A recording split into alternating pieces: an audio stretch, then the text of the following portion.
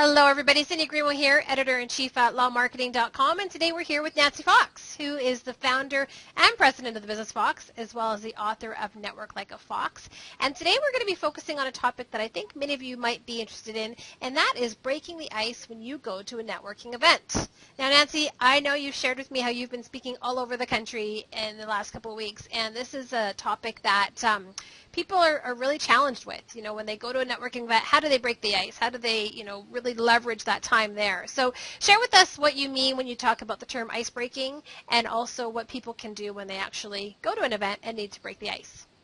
Great. Well, thanks, Cindy, for having me. Lawyers know that they really need to network to develop business. That's a fact. Mm-hmm. We know that it's, building a relationship is 100%.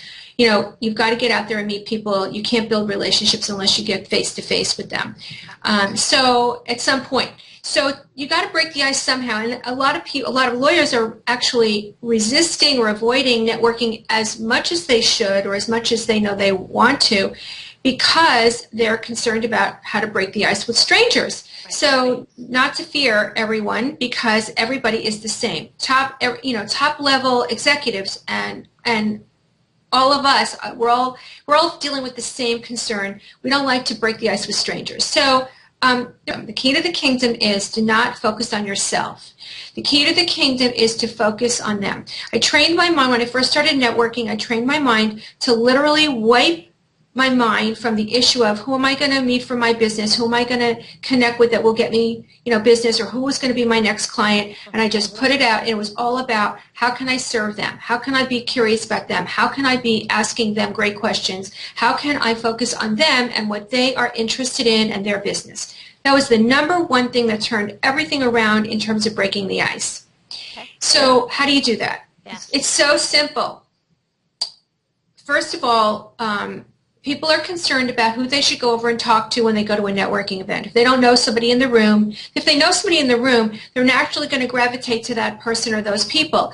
Unfortunately, that's not going to get you to meet more people. So suggestion number one is resist the temptation to always go over to the people that you know. You can go, even if you want to go over and say hello, just say hello and just tell them you'll come back to them after you've been networking a while. To break the ice with new people, make it really simple on yourself. Be prepared, do some research, find out who's going to be in the room. It always helps. Check their LinkedIn profiles out. Make some priority decisions about that. And if you can't get that information, always rely on icebreaker questions, open-ended questions that will probe, with people about their business, what's of interest to them, what they're working on, who they want to meet. Open-ended, probing questions that are not going to result in one-word answers. So those are icebreaker questions. So what are some of those questions then? Can you give us, top 3 or 5 examples of what are some of those icebreaking questions people can use? Okay, great. So the natural tendency is, what do you do? That's the first question people ask. So instead of asking, what do you do, ask people I love the tell me icebreaker entry. Tell me about your business and what's really going on in your business and in your industry right now.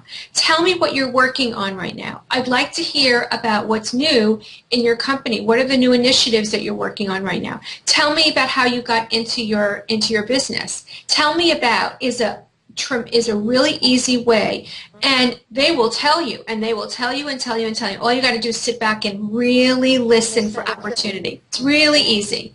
So sometimes you can do a how or a why question, but it depends. You have to really prepare. I have a whole tip sheet that's downloadable on my website. I'll tell you guys about it at the end of this. Great.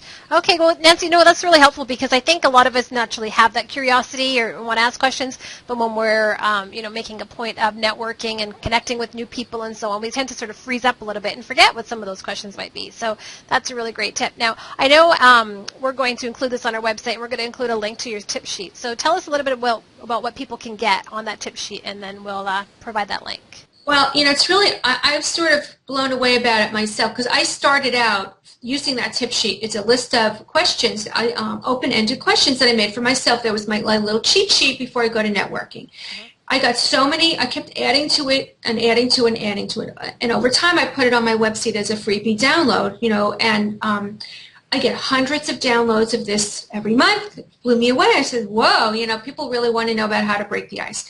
So these questions are all icebreaker questions around. They're designed to be conversation openers. None of them are questions that will be ending in one-word answers like, if you say, how long have you been in your business, it's a one-word answer, or just 2 words, right? So all of them are open-ended, and they're just a variety of questions to open conversation with people and to make you look really interested in them, to make you look smart, and to make you really engage people and build rapport with them. Perfect. Great. Well, Nancy, thank you so much. I know those tips, examples of some of those questions that people can use are really helpful, and we'll make that tip sheet available as well. So I know people can find you at networklikeafox.com as well as on Twitter at NancyFox. And I know we've got several videos with you already. We'll continue doing some more. Thanks again for your information. I appreciate it.